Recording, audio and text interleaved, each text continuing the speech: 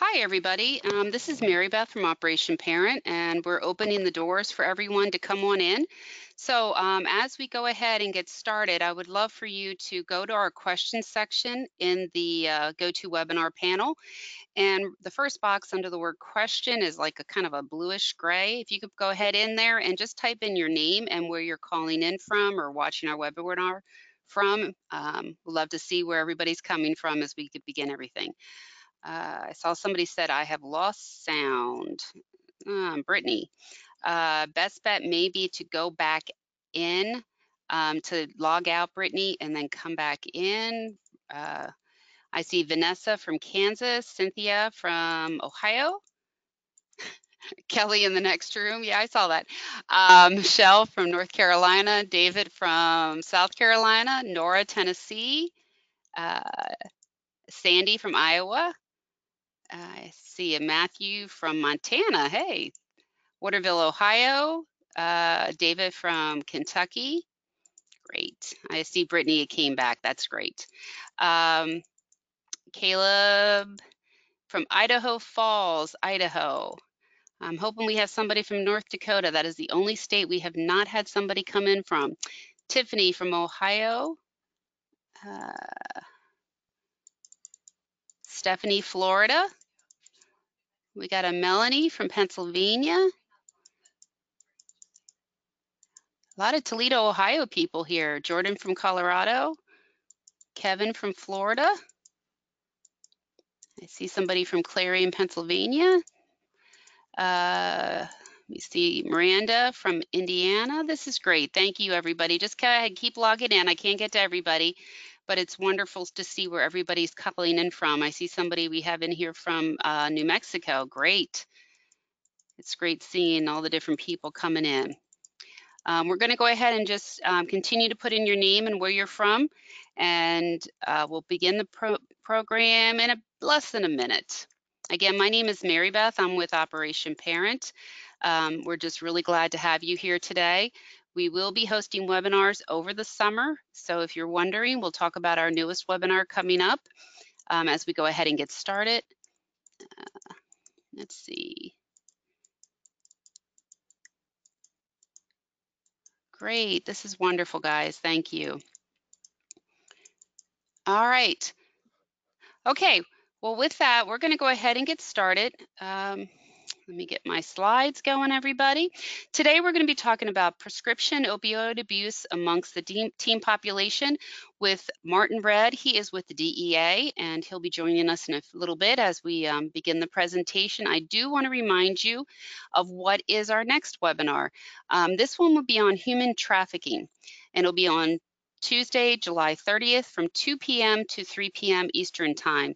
We have Amy Leonards. She is the founder and director of Free to Hope.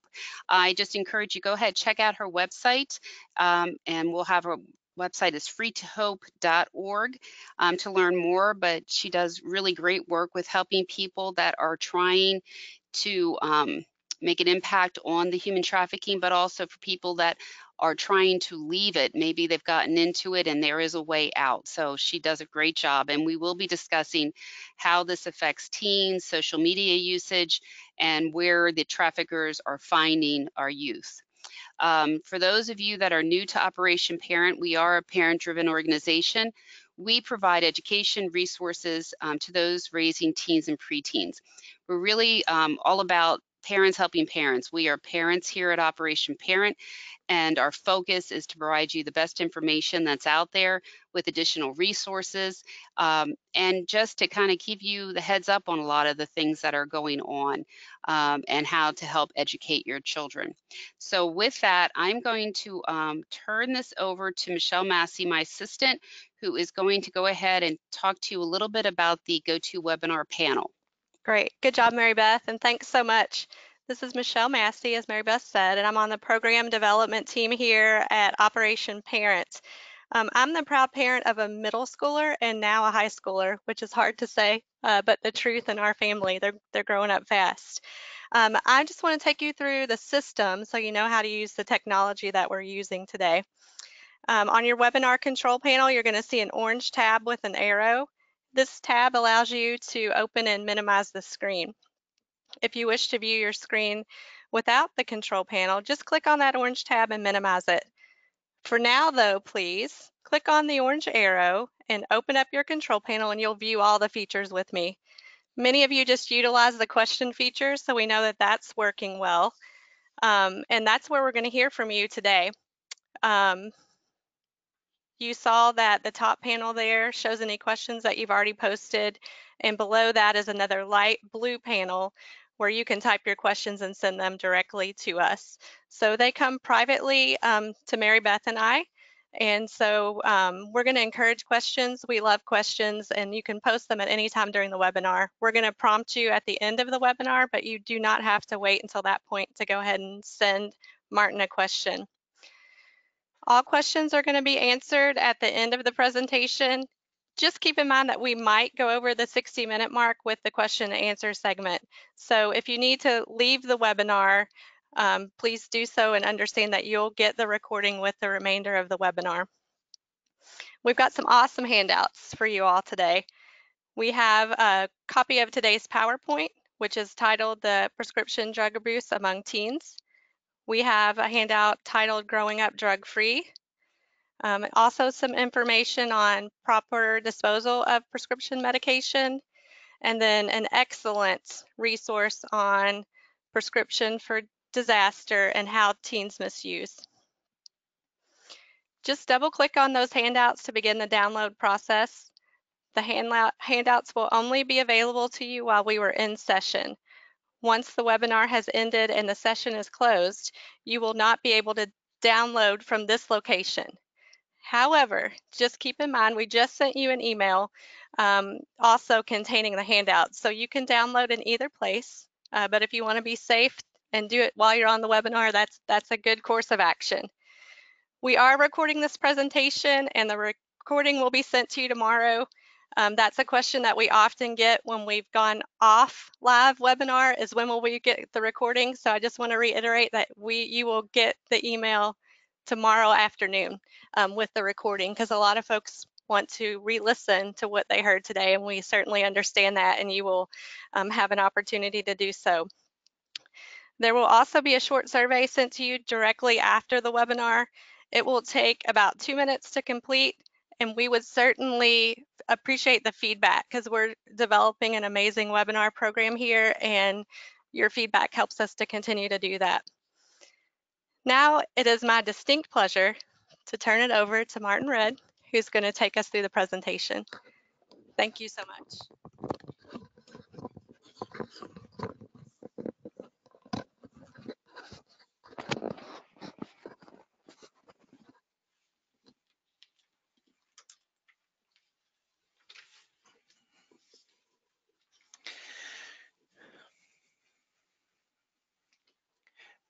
Thank you, Mary Beth. Thank you, Michelle. Before I start and introduce myself, I want to make sure that I send out a big thank you to Operation Parent. They have such a great organization here. And I've known about Operation Parent for quite a while, many years, but this is about the first time that I've had to actually work with them, and I do appreciate it.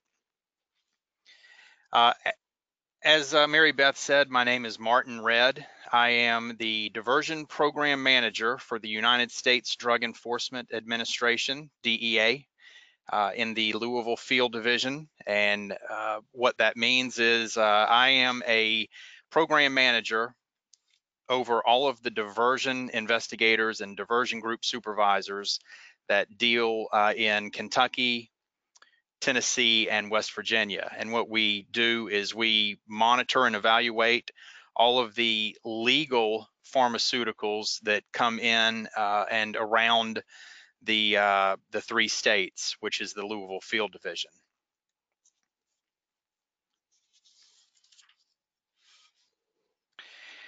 So to go into a little bit more of what we're going to do today, I wanted to talk to you about some of the highlights, why the division started, the best practices, the top programs that we have.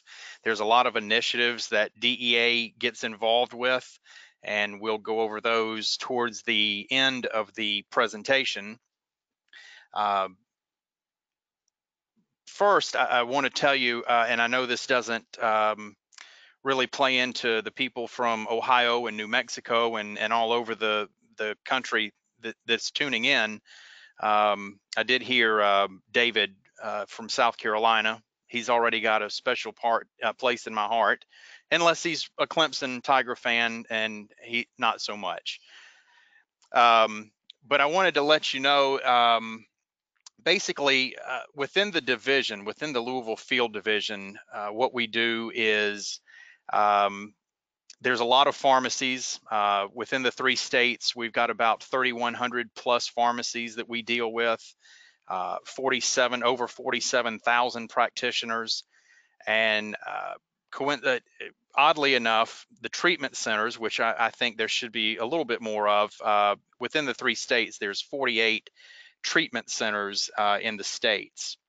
As you probably are aware, Louisville, Kentucky, Charleston, West Virginia, even Tennessee are very, very high in the overdose death rates throughout the nation. And that's what I say is we've got a lot of initiatives that we're doing, but it's kind of a all hands issue to try to combat the opioid epidemic and where we are.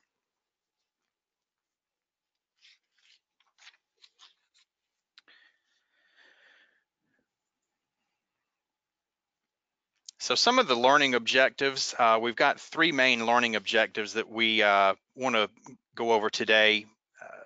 The first one, gain a greater understanding of prescription drug diversion and the way teens are obtaining these drugs. We'll recognize the signs of prescription drug abuse and addiction and understand how DEA is addressing the problem. And I want to go into that a little bit more before we move on. First of all, we want to learn what diversion is and how it impacts our society. The other thing is we want to look at signs of addiction, but we want to look at how to combat these issues, whether you're a parent or a teacher or a federal agency. We need to have some tools in our toolkit to be able to understand how to deal with what teens are doing and what's going on in our communities.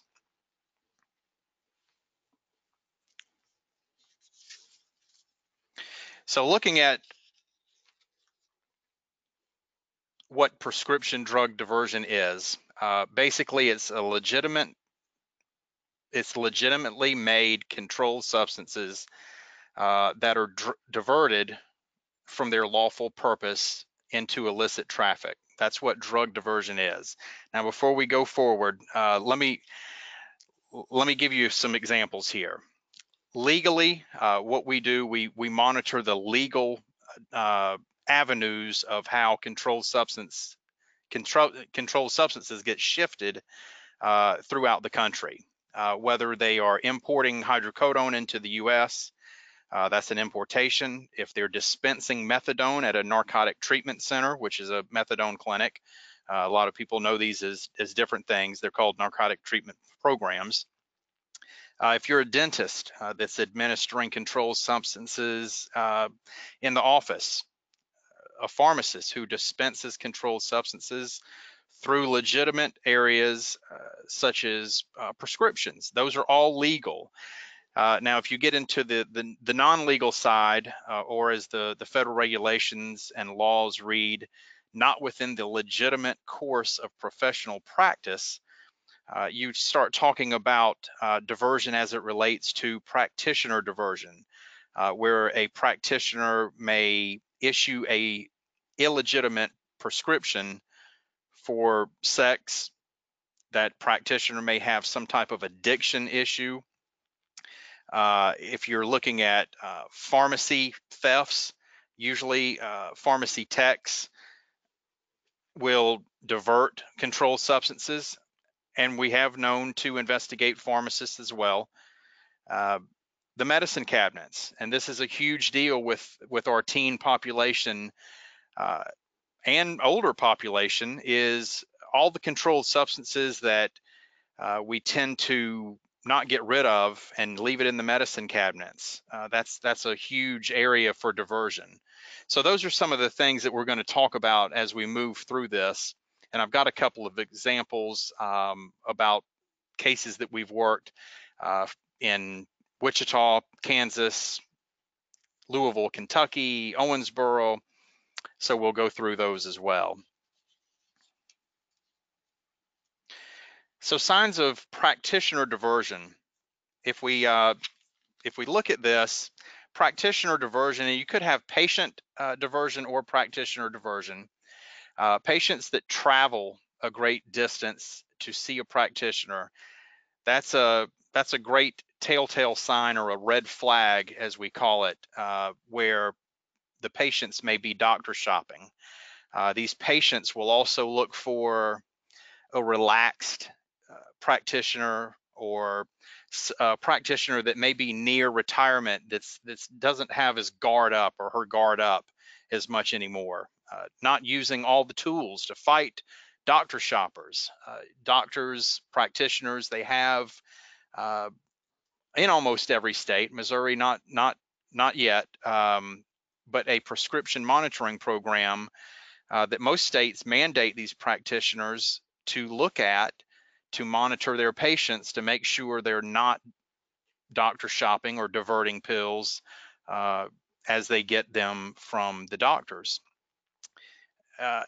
If a patient comes in and claims to have a textbook illness, which requires a specific medication, or that patient dictates to that practitioner that they need a certain drug or a certain strength of a certain drug, that's usually a telltale sign or a red flag that that's a patient seeking certain medication. Now, if you get into the practitioner who receives other forms of compensation for narcotic prescriptions, like I said, some want to have sex and they'll issue a prescription, and in return they get sex from the patient, or drugs. They may write a prescription to a patient and tell the patient to go to a certain pharmacy, get the 90 pills filled, and bring half back to me. That's a classic addiction issue. Or guns, anything for prescriptions that a practitioner can issue. And this is, again, for illegitimate purposes. This isn't for legitimate medical illnesses. Ignores signs of abuse, track marks on arms, not conducting medical exams, a full medical exam. That's usually a sign of practitioner diversion. So here in Paducah, Kentucky, some time ago, we investigated a doctor, Dr. Troy Nelson, for, and this isn't what Dr. Nelson was charged with, but one of the patients came forward and said that he was having sex with a specific group of patients. In return, he would issue the prescriptions to those patients. Now, when we went in there to do a investigation, we looked at the records that he was supposed to keep, and there were numerous record-keeping issues, which he was indicted for and sentenced to 1 year in jail and a $10,000 fine for record-keeping violations.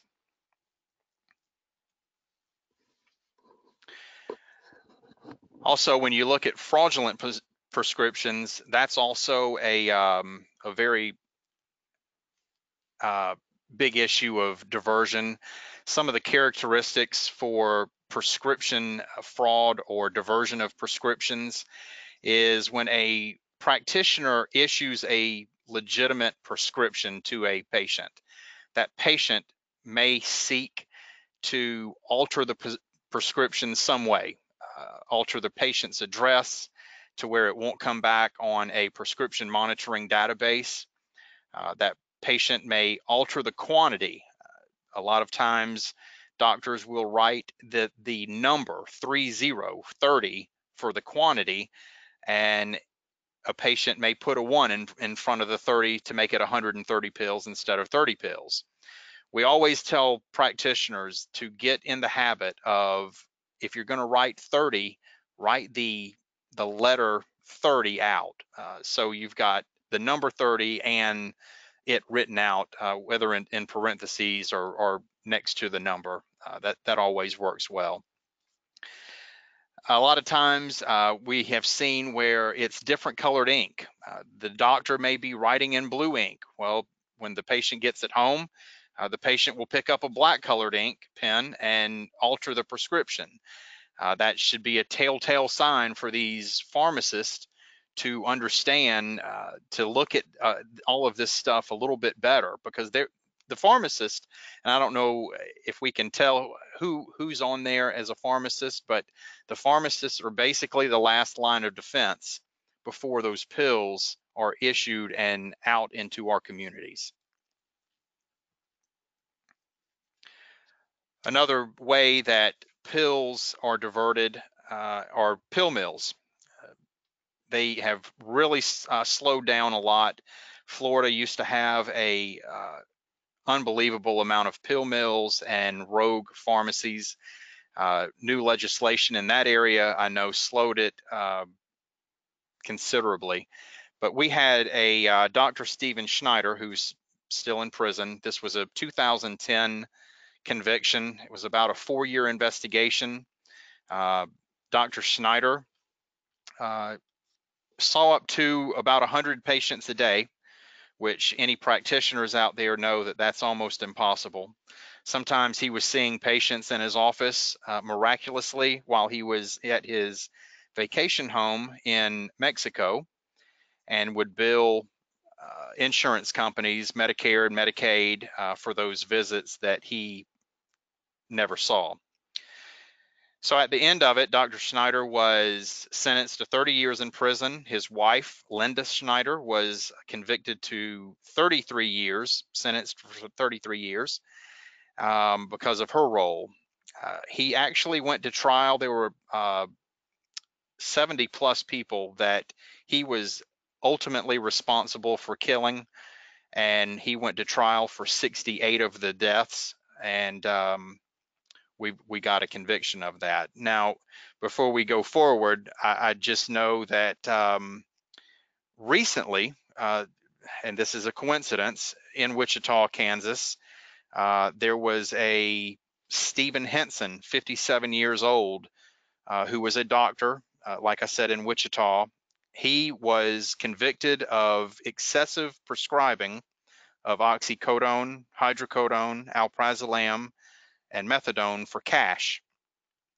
At least one death due to mixing the alprazolam and methadone together, and he was actually sentenced to life. So the prosecutors, whether it be state or federal prosecutors, they're starting to learn these diversion cases a lot better. And where we were getting 10 or 20 years out of these, now there's enough to where they can seek life, which is great if somebody's doing something wrong. Now, I also want to preface this by saying that we don't seek out practitioners to investigate. If you took nationwide, there's probably less than 1% of the practitioner population that is under investigation. So we don't seek out these issues. They just usually fall in our lap because of some type of healthcare crime or over deaths.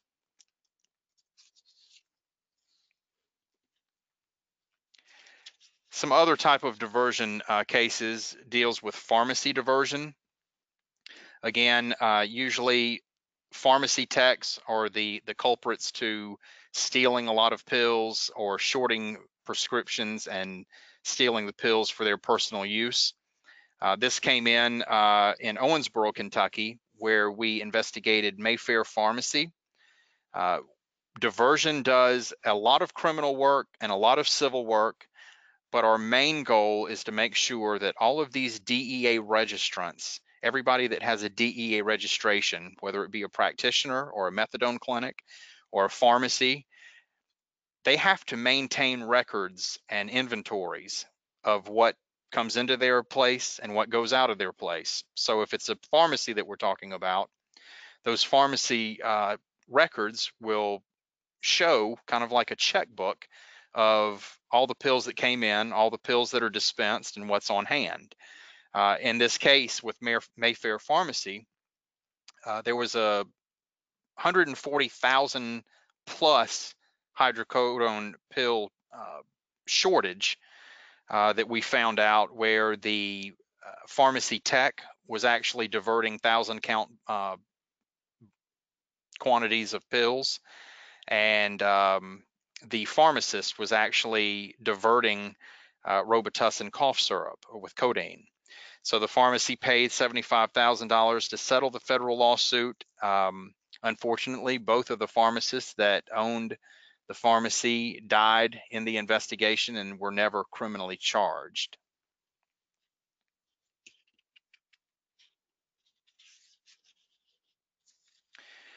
Moving on to illegal internet pharmacies, and this is not the legal, this is illegal internet pharmacies. Everybody should know not to use a website to purchase drugs unless the person obtained a valid prescription from a valid licensed medical practitioner who has conducted an in-person medical evaluation. It's very important. The website is operating in accordance with the Ryan-Haight Act, and we're going to go into that in just a second. But if you, a lot of times in the past, probably about 5 or 10 or so years ago, maybe a little bit longer, it used to be where you could go onto an internet site or Google hydrocodone, and hundreds, if not thousands of websites would come up. You didn't have to have a medical evaluation. You didn't have to have x-rays. A pharmacist sitting on his couch or her couch somewhere in the nation would hit the enter button to fill your prescription and be paid every time that person hit the enter button. So illegal internet pharmacies, you really have to be careful for. And these internet pharmacies introduced the Ryan-Haight Act, and we're going to go over that. Ryan-Haight was actually a 18-year-old high school honors student, straight A's. He was an athlete. He died in 2001 from an overdose of Vicodin purchased from a rogue online pharmacy.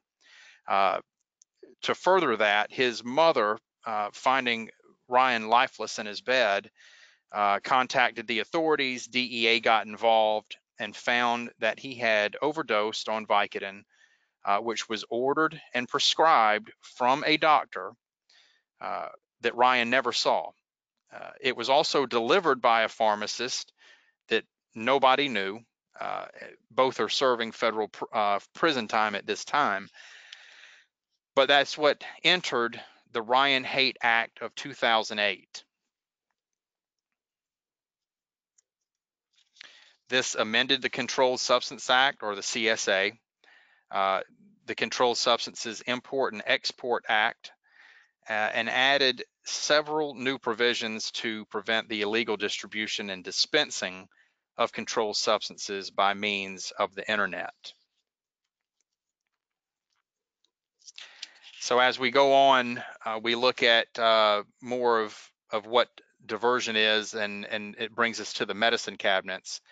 Medicine cabinets are the #1 source for prescription drugs that are abused. We've got some statistics to go along with that. More than half of the teens, 73%. Now these are nationwide statistics. These aren't state by state, but nationwide, more than half the teens, 73%, indicate that it's easy to get prescription drugs from home. That's probably higher because if you don't throw away the drugs in a safe and legal way, then they're just going to be sitting there in the medicine cabinet for friends of the teens or teens to get to use illegally. Half of the parents, 55%, say anyone can access their medicine cabinet. And almost 4 in 10 teens, 38%, who have misused or abused a prescription drug obtained it from home. It's awfully high.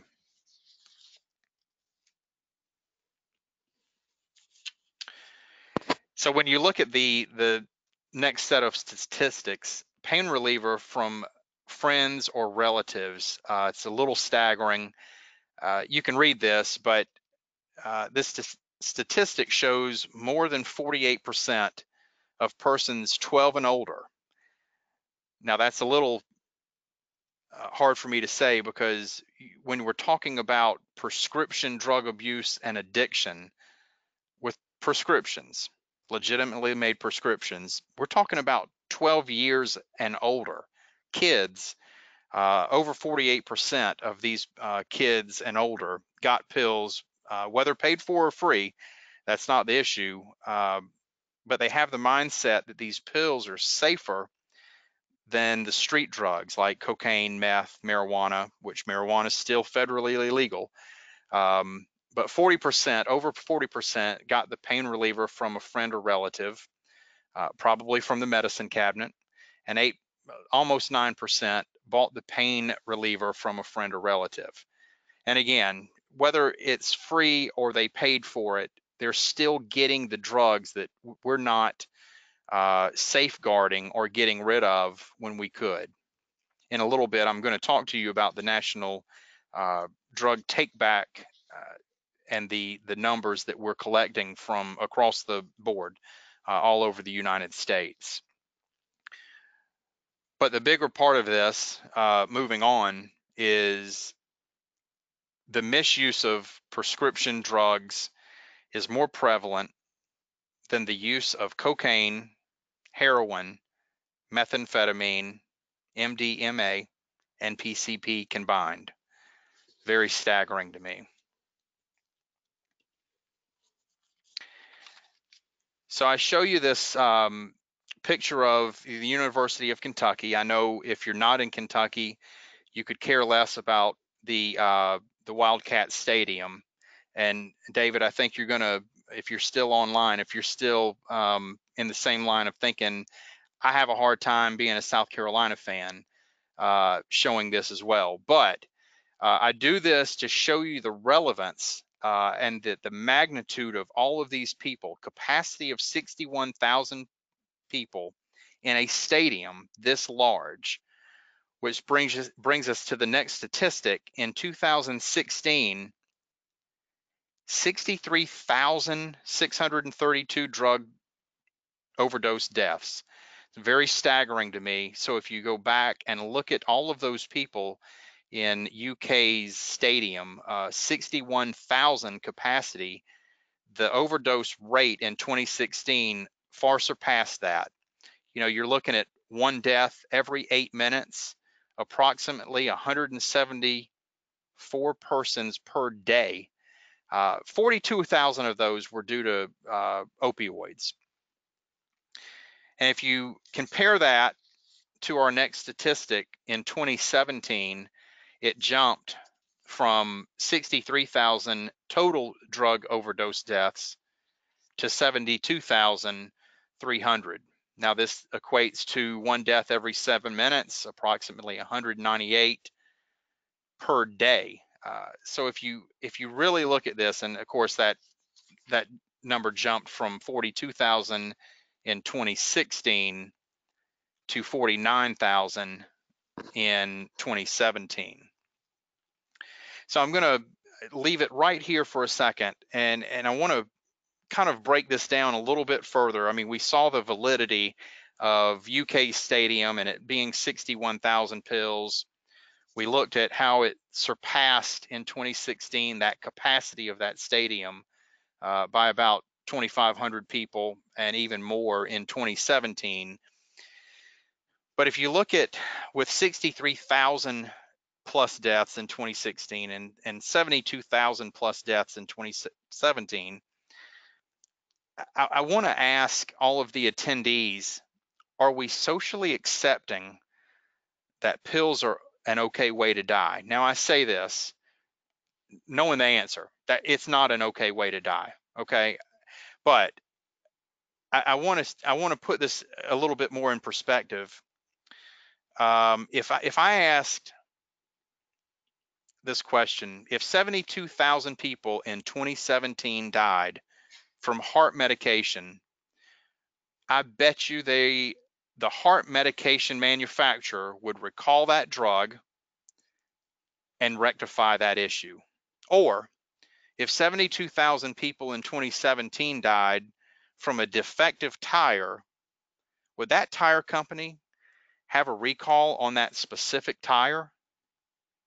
So if you think about that, I hope that everybody listening and all of the initiatives and outreach that we do and the educational awareness, I hope everybody takes a step back and realizes that seven minutes, a death every 7 minutes is not okay, or approximately 198 deaths per day is not okay. And I think that's probably why certain states are taking action to rectify or stop the opioid issue in their area, like Oklahoma, $270 million lawsuit settlement with Purdue Pharma, the maker of OxyContin. And there's over 2,000 more similar lawsuits that are doing just like Oklahoma did.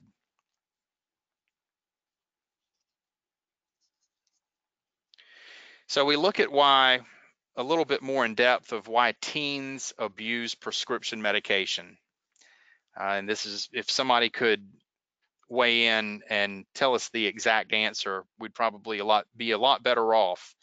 Operation Parent could probably shut down their doors and DEA could go home and never fight the fight on opioids anymore.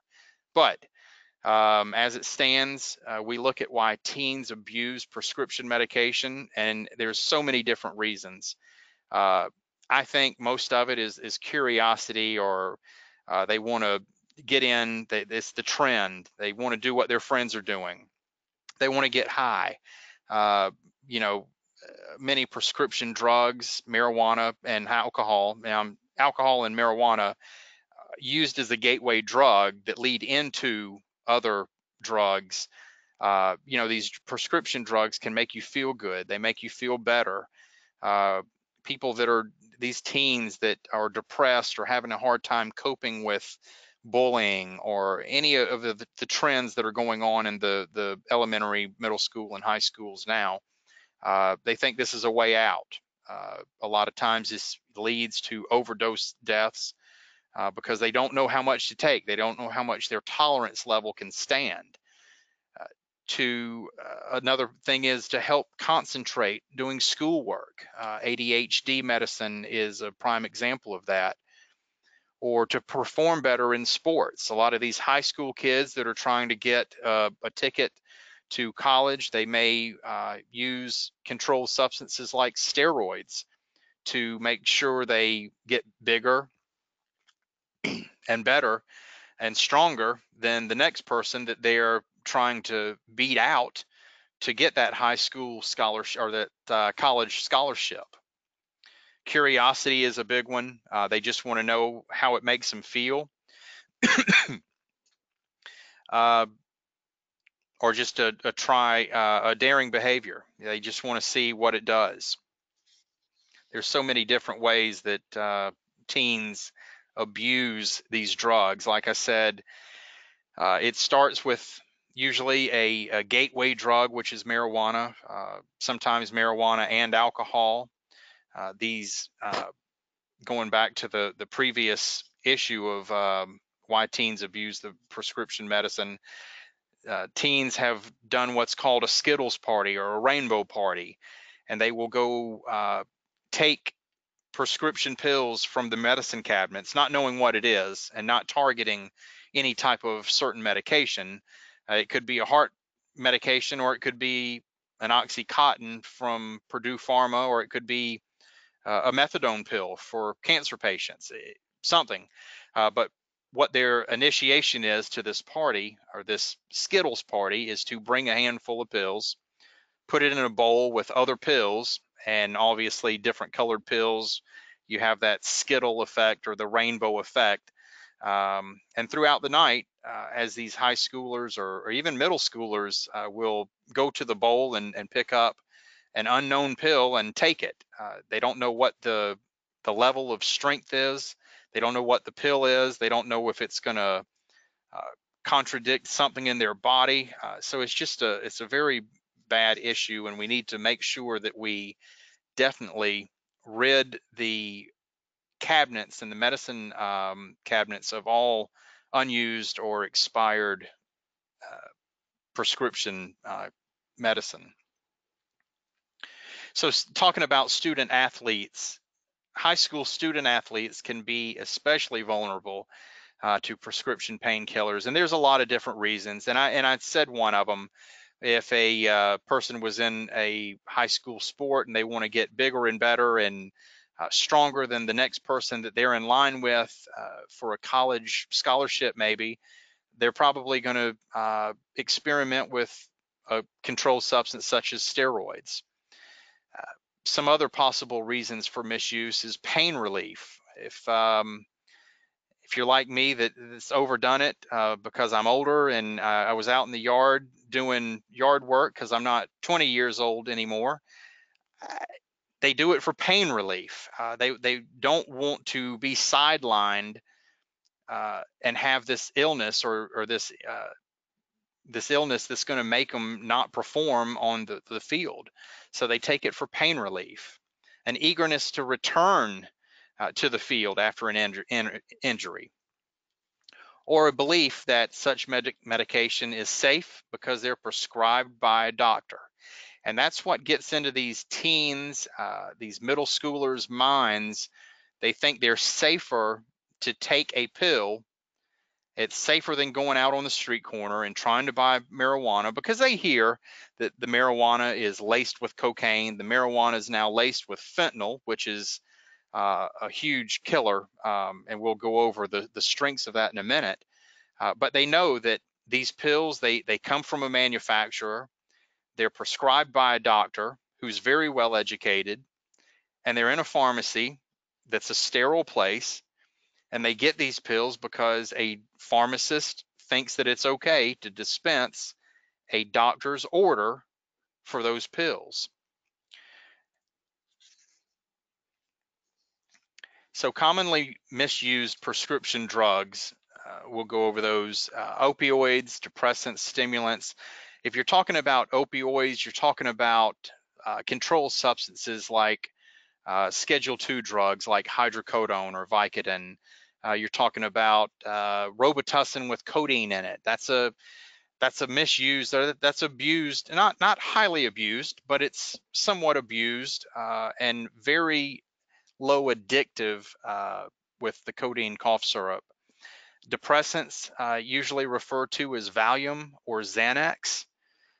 That's usually a Schedule III drug, not as addictive and not as abused as a Schedule II drug, but still addictive and abused.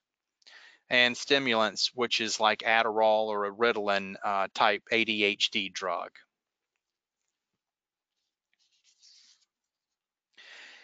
So just to give you a feel of kind of what we're talking about with hydrocodone, what it looks like, you can see in the picture there to the right. Usually hydrocodone, it was a Schedule III drug. DEA, a lot of other federal agencies, they saw the potential of abuse and the potential for addiction. So what they did is we lowered or either hired, whatever way you're thinking of this, from a Schedule III drug to a Schedule II drug. It takes more to get this pill prescribed. There's higher security requirements, so people can't just break into a pharmacy and steal it off the shelf. This has to be locked up. It's usually used as a pain relief, sometimes a cough suppressant if it's liquid, used in something like Robitussin or a cough syrup like that. Some of the overdose effects, it's slow and shallow breathing, clammy skin, confusion, convulsions, coma, and it could absolutely result in death. And we've seen it time and time again. The benzodiazepines, usually used as a sedative, a hypnotic, muscle relaxant. sometimes it's to treat anxiety. It used some adverse effects as slurred speech, nausea, vomiting, low blood pressure, slowed breathing. It's starting to sound like a commercial, but there's a lot of effects using these benzodiazepines. Some slang names that all the parents and teachers should be well versed in, and this is what another thing that I'm going to talk about towards the end is know how your child or your student is talking. There's a lot of code names for things. You see these slang names for these benzos and downers, nerve pills, tranks. You have to understand how these kids are talking to understand exactly what they're doing.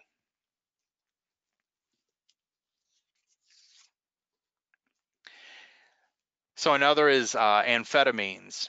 ADHD is one of these. It's taken to produce a sense of exhilaration, enhance self-esteem. A lot of kids are being prescribed this by medical doctors. There's obviously some overdose effects when taken at large doses. They may cause dizziness, tremors, headache, flushed skin, all kind of things, vomiting, some of the same things that other controlled substance, and this is a controlled substance, will make you feel. It could lead to death. It could lead to overdose issues. And a lot of slang names, again, bennies, black beauties, crank, ice. There's a ton of different names. So when you look at all of these together, and a lot of doctors shouldn't, but they are prescribing what's known today is a Trinity Cocktail. This Trinity Cocktail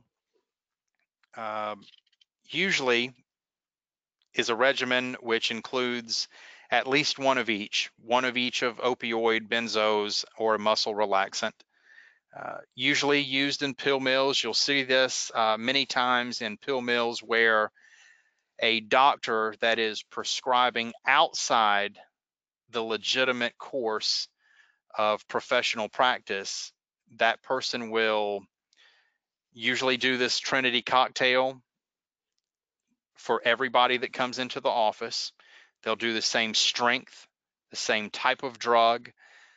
They won't use like any other factors involved to treat each and every person that comes into the office. It's just a one drug, one strength for all type rubber stamp. So when combined, it causes respiratory depression. Most results in severe overdose issues and death.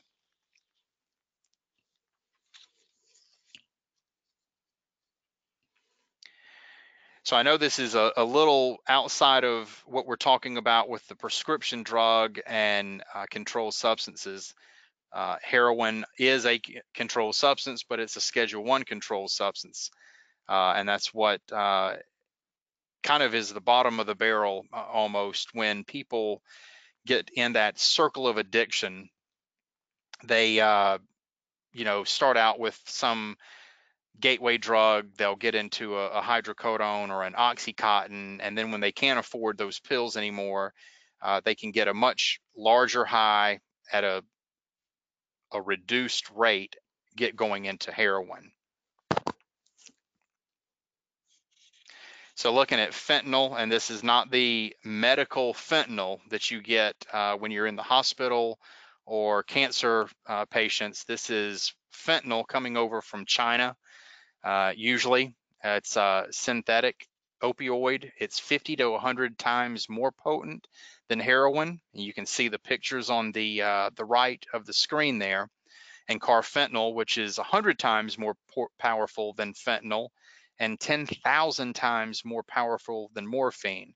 Now, what the picture is actually showing is the lethal doses compared to a dime. So you can see carfentanil wouldn't even cover the ear in that dime, and the fentanyl usually would cover about the head of a penny. So we look at signs of prescription drug addiction. We've gone into a little bit about this, but if you look at the circle of addiction, it goes into talking about the marijuana and the alcohol, which I've already talked about is the gateway drug, or something that gets the tolerance level started.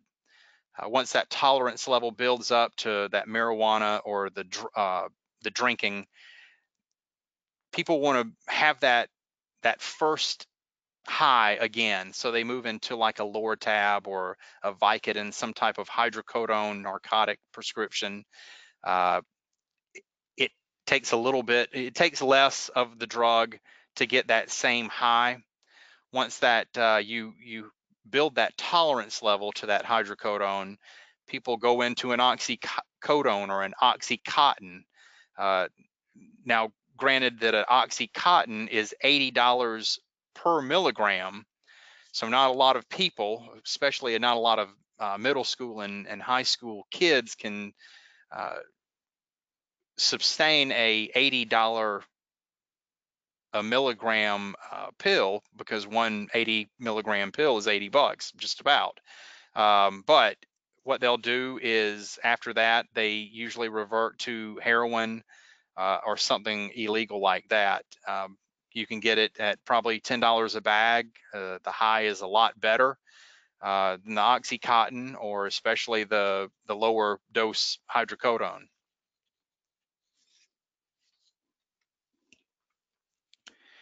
So we look at possible signs of prescription drug addiction. I'm not going to read through all of these, but usually you'll see problems at school, physical signs. They may change their friends. They may jump from a great group of kids to not so great group of kids that cut school.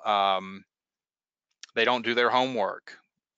They have money issues. There's drug paraphernalia in the rooms.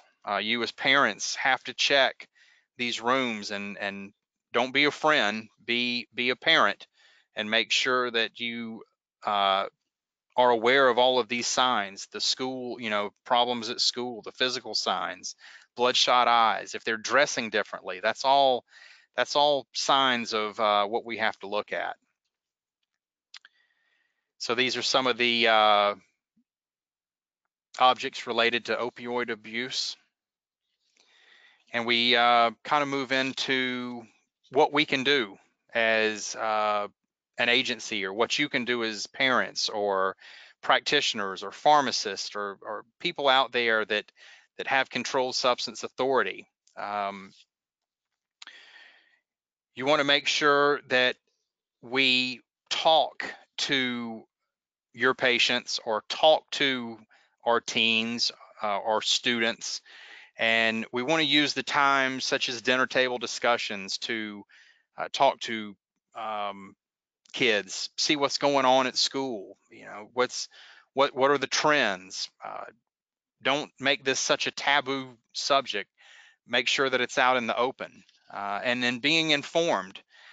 Be proactive in the issues. Use educational websites to understand the trends on social media and how kids speak code or with text or with photos. We have to know this.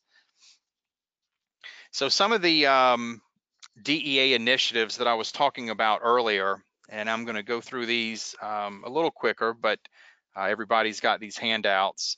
Some of the DEA initiatives, we look at enforcement activities where we deal with street drugs and drug traffickers. We look at the initiatives that Diversion does with prescription opioids and medical professions. The community outreach we do a lot of. We touch a lot of people. We get a lot of awareness out with the educational awareness. As you can see with this next slide, the statistic, just in Kentucky, Tennessee, and West Virginia, we have had approximately 655 diversion outreach engagements, reaching over 57,000 members of the public, which is phenomenal.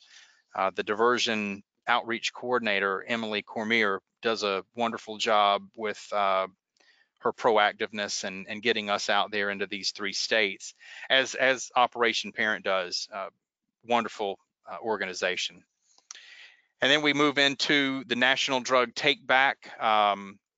Those of you that don't know this need to get on the DEA website and look at what we do, what DEA does as far as the take back. We make sure we partner up with the local law enforcement agencies that actually go out on Saturdays twice a year for about 4 hours and collect these unused, expired prescription pills. And I can show you some statistics, and I think I can say that these are positive statistics of 17 national take back engagements that we've done. You can see this last one we did with April 27th, 2019. Whatever state you're in, obviously I'm in Kentucky right now. So, you know, the Kentucky, Tennessee, and West Virginia, you can look at those. Ohio, I know there was a lot of people from Ohio. South Carolina, you've got 11,000, almost 12,000 pounds of pills that we're taking in. Now, this was one day. This was April 27th for 4 hours. Texas, anybody from Texas, you can see the state collected 92,000 pounds of prescription drugs. Now, you ask, I get this question a lot, how much of that 92,000 pounds in Texas were actually controlled substances? We speculate anywhere from 10 to 12%. But regardless, if you're cleaning out your medicine cabinet, whatever it is, it takes it out of the hands of these teens that could get it to sell or take to school and abuse. So this next slide, we look at all 17 totals, the 17 times that we have done a take back. You know, we're looking at over 11 million pounds, over 5 tons of pills. Texas, you can see, you know, after the 17 times, you weighed in at 912,000 pounds. California, you're over 1 million, which is great. Again, within all this, this is 10 to 12% usually of controlled substances. Everything else is heart medication and vitamins or whatever is expired or unused. But I sure do appreciate everybody getting all of those out of the medicine cabinet. And it's one of the greatest initiatives I think that DEA does twice a year.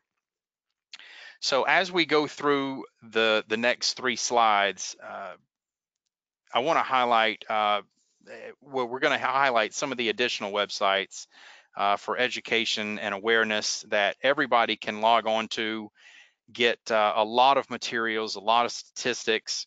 But while we're going through these, I again want to thank Operation Parent for the opportunity to be able to speak to so many attendees today.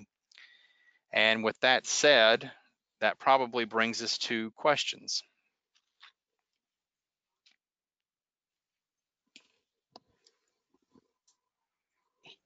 All right, and thank you, Martin, so much.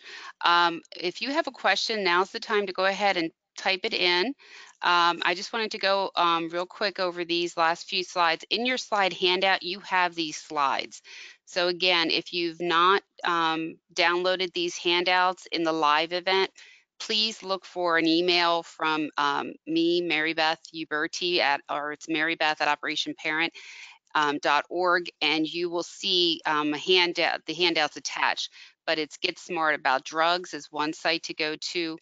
And then we attach this handout, Prescription for Disaster. This is another handout you have.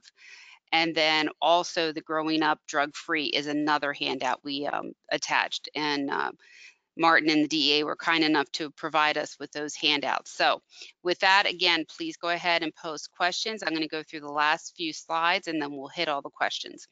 So again, just a reminder, the next webinar is on human trafficking. again on Tuesday, July 30th from 2 p.m. to 3 p.m. Eastern Time. You can register right now at operationparent.org. If you do not see it on our homepage, which I don't think it's on the homepage as of yet, there is an icon up in the right-hand side of a calendar. Click on that and you will see it listed in our calendar of events. I believe by tomorrow it should be on our homepage. Different ways to stay informed with Operation Parent is please follow us on Facebook, Instagram, and Twitter. You can sign up for our e-newsletter. You just go to our homepage and you can do that right there on our homepage. Purchase a parent handbook. I'll show that in a few moments. You can do that also online. You can purchase our elementary or middle school handbooks. You can host a community presentation. I go out into the community and do presentations on anything in the social media world, alcohol, marijuana, and then also on helping your child cope with fears and worries, all different topics. You can find that on our website and just continue to attend our future webinars. For those of you that are interested, these are our parent handbooks. We have a elementary version, talks about topics such as cyberbullying, coping skills, friendships. Again, it's available in English, Spanish, and Christian edition at $5.99 each. A middle and high school edition is more robust. It has over 40 topics: social media world, drugs, alcohol, the mental health issues, legal issues, dating violence, a variety of topics. It provides parents, caregivers with information on trends, warning signs. Where do I go for more help? How would I know this is what's going on? So I encourage you to go to our website. If you want to order a large quantity, please just go into our website. You can put a query in and we'll get back to you. Okay, with that, I'm going to take a look here and see what we have in the way of questions. And hold on.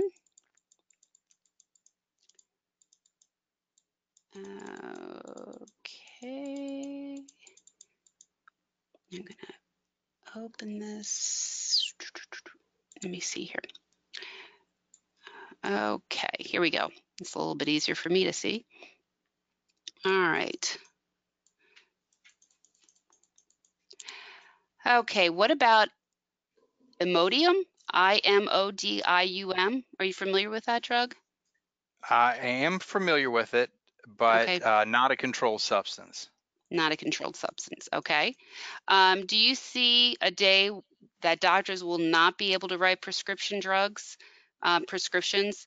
Going to the electronic version would defeat the counterfeiting of prescriptions. Well, I'll tell you, DEA is really pushing the electronic prescriptions. It obviously will deter a lot of the fraudulent writing in a 1 instead of just a 30 quantity. So now you got 130. It'll deter all that. But we are pushing doctors to get more electronic. Now there's some that don't work off of computers, so they're still going to have the written Yeah. prescriptions. Yeah. Okay. Okay. Then I'm curious, why did North Dakota have no participation in the 17th National Take Back Day? You know, that's a good question. I noticed that too. Yeah, and I think that was about the only time. I think they've weighed in a little bit, but yeah, that one, I don't know. Maybe the few law enforcement agencies that do participate, maybe they just didn't that time. I'm not sure. Okay. You know, we're getting more and more law enforcement activity and participation. Prospect, Kentucky has never done it in 16 times, and then this last time they had something at Kroger. So, you know, Okay. we're recruiting more and more people every time we do this, and the numbers keep going up. They increase every time we do it. Okay, well then here's a question I have for you. When it is not drug take back time, those 2 times of the year, where do people get rid of the prescriptions? If they're cleaning it out after a death of a loved one and they have a bag, I know I went through that with the death of my mom with cancer drugs and with painkillers she had. Where do you take them at that moment to get them disposed of? That great question. And I can tell you that the 2 times that we aren't doing it in the 4 hours on a Saturday, a lot, I don't want to say most all, but a lot, the vast majority of law enforcement agencies now have what's called a drop box in their lobby. I know in Kentucky, Jefferson County Sheriff's Office, Louisville Metro, they all have drop boxes where you can walk into the lobby, drop the drugs, pill bottles and all, into the drop box and walk away. No questions asked. Okay. All right. Well, there you go, everybody. Just so you know, check with your police department for a drop box. And I see here, I'm getting a lot of comments there. Hold on. I just lost my spot here. So what is the, wait a minute. What is the best thing a parent can do to help make sure their kid never starts using drugs? One more time. What is the best thing a parent can do to help make sure their kid never starts using drugs? Oh gosh, there's so many little, Yeah. initial things that parents can do. One is to make sure, like I said earlier, make sure to use downtime to educate your kids. I know I have had a daughter, or I have a daughter. I've had 2 daughters. One, and I say that because she just recently left the house, so I'm an empty nester. But I would talk to her. I don't even know. I don't want to say every day. It seems like I infused it in her every day, but I told her stuff. Oh, hey, have you ever heard of this fentanyl? No. Well, let me tell you, even though you don't want to hear it, at least you'll have the knowledge of it. Or if we went to have a Starbucks date, well, we would go and talk over just life trends. She would usually be more open with me to say, hey, look, did you know this was going on in school? Of course, I'd follow that up by, well, don't ever do that because here's the repercussions.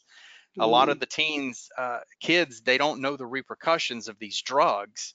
So if you make them aware that there's a long-term issues that could come out of this, so use the time wisely, be proactive, and interact with your kid, and let them know the long-term, short-term effects, what's going on, why they shouldn't take it. When I go into schools now, the kids know about drugs, and they know probably at least what I know about drugs. I tell them how it's going to affect them. They already know what it is and what they want to take. I tell them how it's going to change or alter their life. So, I mean, I would say the outreach, the educational awareness of things that they don't know, like football players, they don't know the repercussions of steroids. They know what it's good for. Right. So I think that initial awareness and being open with them is probably the first line of defense. And, Okay. and let me throw this in as well. I mean, if you have kids that you suspect there's some type of curiosity, search their room, look under the bed, look through their drawers. If it makes you feel more comfortable when they're not there, then do it behind their back. It's your house, it's your room. You have to keep them safe, and that's part of it. Know the telephone number, passwords, all that stuff. There's a lot of things that you can do to be proactive. It's something else to do. What I do, which is not always easy, is please be awake when they come home. Um, Especially once they have their own cars and they're driving, and you lose that time in the car together. You kind of Mhm. lose that extra time where you can talk to them or have a conversation and they don't have to look you in the face, which is what driving in a car is great for, but you lose that. So keep in mind when they go out for the evening, set a curfew. you know, a reasonable curfew based upon their age. And in some counties across the United States, there are curfews. There's curfews for those 16 and under. Pay attention to the curfew, but be awake when they walk in that door. Don't let them, honestly, don't get into the habit where they're walking in and you're sound asleep. And because then you're missing that opportunity, you want to give them every opportunity to say no. And one of the opportunities to say no is I got a parent who's waiting up for me. Matter of fact, my parent will sit there and ask me, how was the party? And talk with me. And, you know, honestly, you're doing it just to make sure. And honestly, hug them, smell them. You know, Bill Oliver always That's jokes, right. pop them one, you know, have a big hug, get them to exhale, smell their breath. And if you're so inclined and so curious, drug test them. But that's the extreme. But my point is, give them other reasons to say no. Give them the reason of my parent's going to be home when I wake up. I have a curfew. Can't, sorry, like to be able to party, can't do it, but also to help them set a goal for their future. Talk about what do they want? Because if they can see a future for themselves, it gives them another reason to say no. And that's what you're really working on also too, beyond just the education, which is so crucial, but is to give them other reasons too. I just learned at a conference, kids are overdosing and being hospitalized on Imodium. Okay, wow. That might be something to look up, both of us. Yeah. That would, I mean, that's something that we don't really follow, because if it's the same drug, it's not a controlled substance, so DEA wouldn't get involved. Wow, never heard of that before, but I'll take a look too. Let's see. It says our police department has has permanent boxes that people can use during regular hours to drop off. Yeah, clean out those those medicine cabinets every place you have them. Mhm. Uh, I can tell you in Kentucky alone, there's approximately 160 drop boxes in law enforcement's, sheriff's office, police departments around the state. So okay. a lot of these departments, they get grants, so with the $2,000 or $3,000 for the box isn't coming out of their budget, which is great. Yeah, yeah. What about access to DETTERA bags? DETT, I don't know what that ERA. Do you know what those? I've heard of it, but I don't Okay. think we deal with that at all. What is it? Do you know? I'm not sure. Okay, okay. All right. And why don't pharmacies have drug drop boxes? Well, Good some question. do. It is a great question. Some do. We not too long ago, several years back, we allowed the pharmacies, retail or chain pharmacies, to become what's called a collector, and that's a addition to their normal chain or retail pharmacy DEA registration. And they would be able to have a big box in their pharmacy to where people could do the same thing, go into the pharmacy, drop whatever they wanted to pill wise into the box. And what that pharmacy would then have to do is inventory that bag when it's full and keep records, keep inventories. Some pharmacies just don't want to get into that extra work. Mm, So that's why a lot of them don't. I want to say I queried this not too long ago, and I want to say that, oh gosh, I don't want to throw a number out, but it was very, very low. I want to say maybe a couple of hundred, maybe, across the nation that hmm, actually had these collectors. okay. I have a comment in New Jersey. We have a few different websites that list drop boxes around the different counties. The drop boxes are usually open during regular business hours as they are police departments. You have a few responding with the same thing. Yeah. How do I get in touch with your office to implement a training for parents and church leaders in the context of Hispanic churches in Tennessee, if possible? Do you do trainings out in the community? We do Do a you have a lot. Hispanic, Spanish Um, speaking? we do not. That's a good question. But we have. Okay. Okay. That was Alexis. Alexis, the contact information is on the handout. So if you want to drop an email, or you can drop one to me and I'll forward it on, marybeth@operationparent.org, and I'll Where pass it on. where is she located? It just says Tennessee. Oh, I don't okay. know where in Tennessee. So we would be able to accommodate it because we have Spanish speakers, Okay. um, but not as far as assigned to outreach. Okay. So we would be able to do that. Okay, great. Okay, I got an answer for the, I'm not pronouncing it, I'm sure, Doterra. Doterra packets allow for in-home disposal of medications. They are like a Ziploc bag that have a carbon core. You can place the drugs in them and then add water, seal back up, throw in the trash. We're using them here in Idaho to keep drugs from getting into the wrong hands. Interesting. I had There, not heard of those before. there's a lot of stuff out there on the for people to buy. A lot of pharmacies have this same stuff. What it does is it makes the controlled substance inoperable. Okay. You can't pull the controlled substance back out of it. It's kind of like if you don't want to spend the money for that. And again, there's all kind of different products, and we don't deal with any of them. But if you wanted to dissolve your pills, if you've got 30 or 40 pills, you can dissolve them in water, pour them into kitty litter or coffee grounds, and then throw those in the trash. Okay. That's acceptable. Now, if you've got a couple thousand, obviously, Right. you'd Right. A want little to, bit more than that. yeah. I mean, if you had just a personal Right. medicine cabinet amount. Something else to keep in mind is to lock up your prescription drugs. You can go online and buy Medicine Safe. You can buy them at drugstores, someplace to just lock them up.